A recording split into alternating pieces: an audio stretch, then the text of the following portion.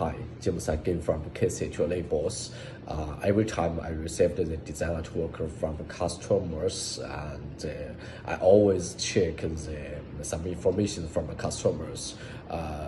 What kind of the clothing we use these labels, jacket, short, t-shirt.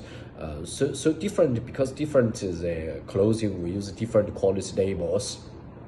And when do I get the information? I always uploading to the customer design to set unique quality to them.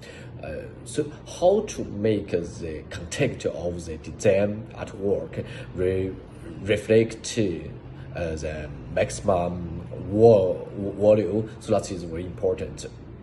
Like this one, this label is used for short, and I made a shading with these labels. Like you can see the middle part, and the middle part I used the transparency as for shading.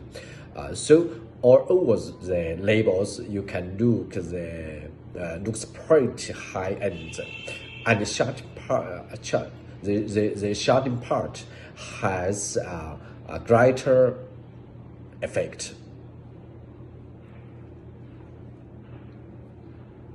Also, like this one is the blue part. Also, I used the